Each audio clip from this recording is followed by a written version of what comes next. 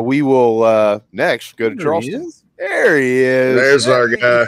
You know fellas. That Citadel blue makes you look thin, man. You look thin. A lot of work treadmill recently. Yeah, I know. So you sent me a pic the other day. He was on the incline treadmill. It burned 700 calories. Dude. Hey, you forgot the 4.5 miles. Well, you know. So basically what happened was somebody was working out and they walked off the treadmill and never reset it, and Coop took a picture and sent it to me like Oh, I'm just kidding, man. All right. Well, what's up, man? Y'all have got is it 4 o'clock first pitch for y'all today? 3 o'clock. 3 o'clock. Okay. All right. So hopefully this year we'll see the Citadel make some runs. I know they're glad to have you back as a pitching coach. That's for dang sure. Let's start there. We'll get to the Gamecocks in a second. But I remember when you first got the job with Tony at the Citadel, and can we call them growing pains? Like, you know, trying to get that staff where you want to get them. It takes time, doesn't it, man? And just being over a bunch of guys who are, you know, trying to figure out college baseball, trying to figure themselves out, their lives out. Pitchers are weird anyways, as you well know. You're not one of them, but the rest of them are. So when you make the transition from being a player in college and then being a player in pro ball like you were, and then getting into coaching, I know you want to bang your head against the wall sometimes, but like, walk us through that. Yeah, I mean, it's definitely different being a coach versus a player. You know, first and foremost, when you're a player, one person. So, you know, you're solely ingrained in what you're doing on a daily basis. And then when you get into coaching, you've got, you know, anywhere from 18 to 25 guys you're trying to get the best out of them and trying to develop them and, you know, do all those things that make them great when they're on the mound. And then also you're also trying to, you know, create life skills and do those things for those guys so when they get done playing that they have something to lean on. So, you know, I think the biggest thing was trying to figure out a way to get 18 guys better instead of just one and myself. So that was the biggest challenge for me.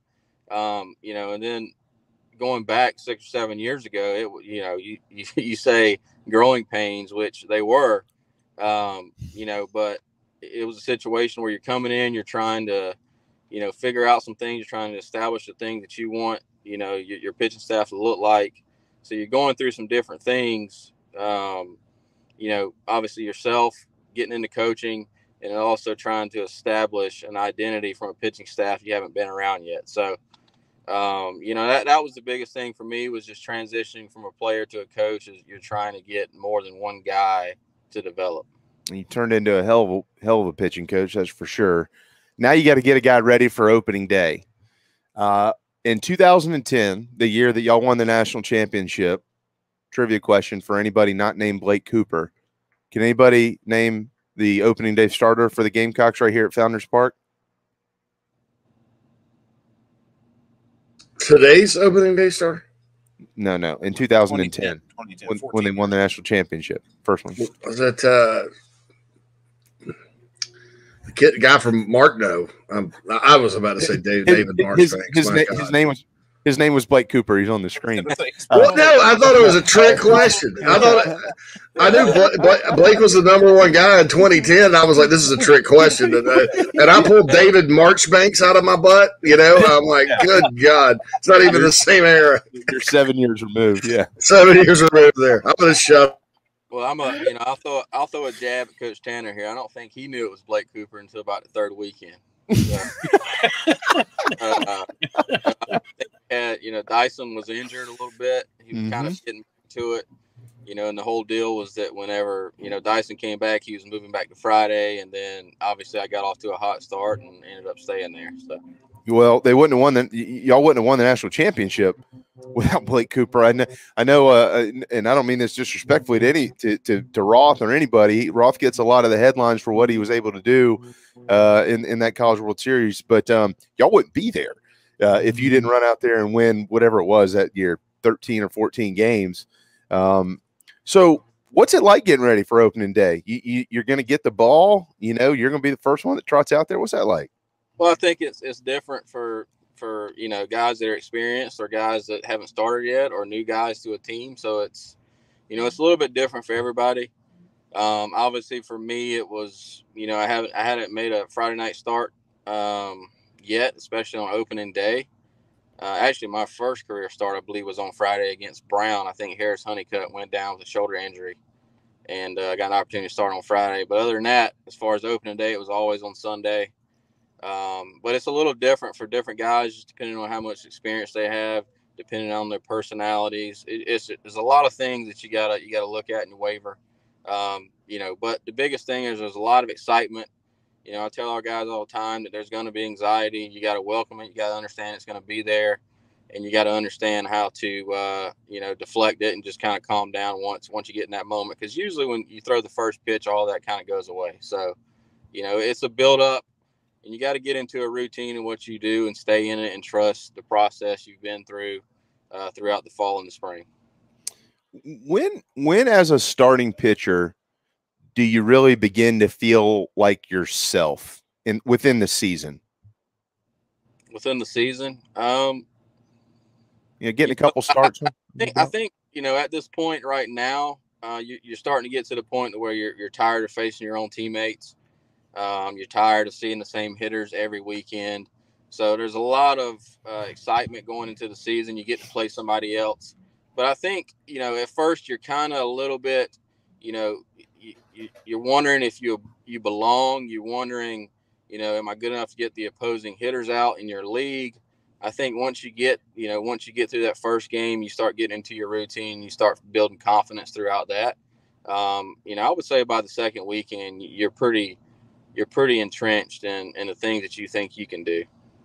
Yeah, it's always interesting to watch the beginning of the season and then reevaluate a program in the middle of the year, Blake, and then reevaluate again at the end of the year because so much changes. I mean, obviously, you're being a pitching coach at the Citadel, you're going to look up in March, mid-March, early April, and you're going to see your staff differently from how you see them now. And then you're going to look up the end of May, and you're going to see them differently from how you saw them in the middle of the year. So I just always find those evaluations very interesting. And as guys kind of claim their role and begin to own their role, and I think that's one of the questions that people have about this team, this South Carolina team here. They got a lot of arms. It's just who's going to do what and where are they going to end up fitting, and then are they going to own that role? And it's hard to do that sometimes. Yeah, I mean, we sat down, a few days ago, and we're trying to fill out roles for guys and who are best guys in certain situations, who we're going to throw behind who. There's a lot of different things that you take into consideration, experience on opening weekend. So there's a lot of different things that you look at. But, you go with the guys that have been your best through the fall and the spring, and then you put your bullpen guys in there, and obviously it changes. Sometimes you get more out of guys than what you expect, and some guys that you think is a home run hit, they kind of fall to the backside of your staff. So you really never know until the lights turn on. All right, Coach Tanner's going to come in here in just a little while. Anything you want me to say to him? I've got nothing that I could think of. I was hoping he was going to be on here with me.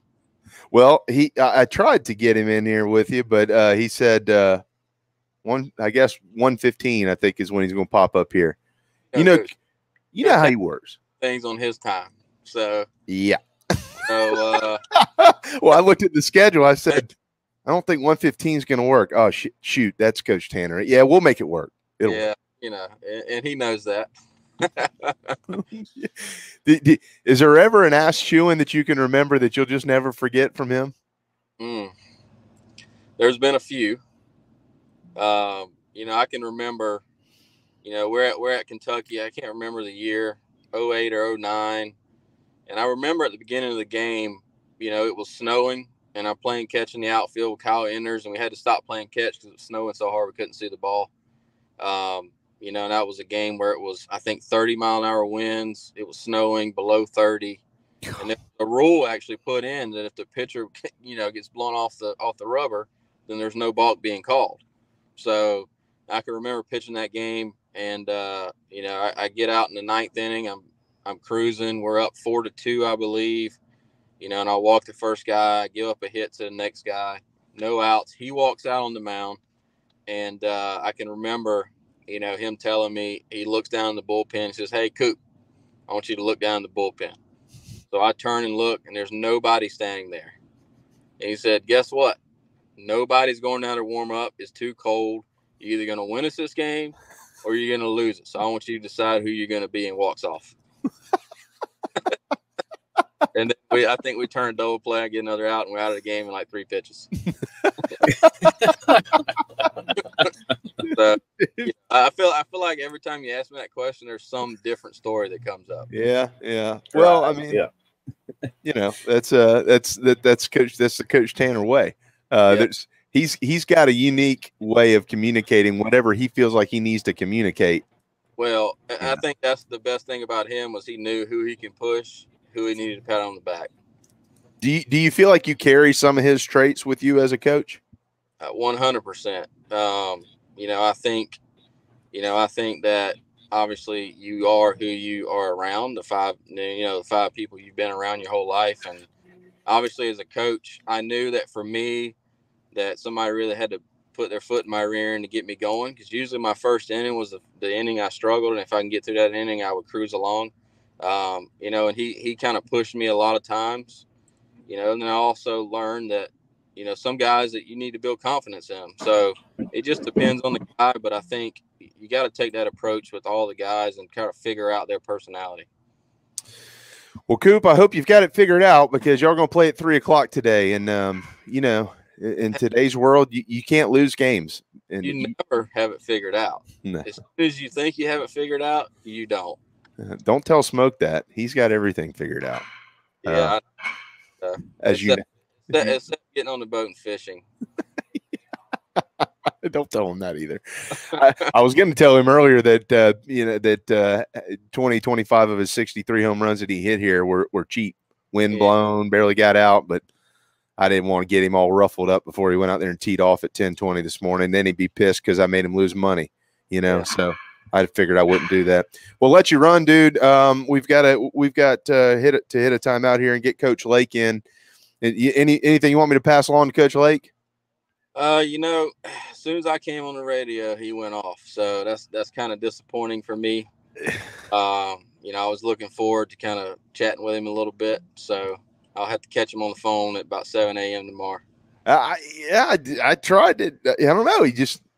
He looked down, he saw your name, he said, "All right, I'll be back at 11." I said, "Okay." Yeah. So, hey, go get them today, and I'll see you soon. We'll get the kids and stuff down there, but give your bride a hug for us, and appreciate all your time, brother. Yes, sir. I appreciate it. Have a good one, guys.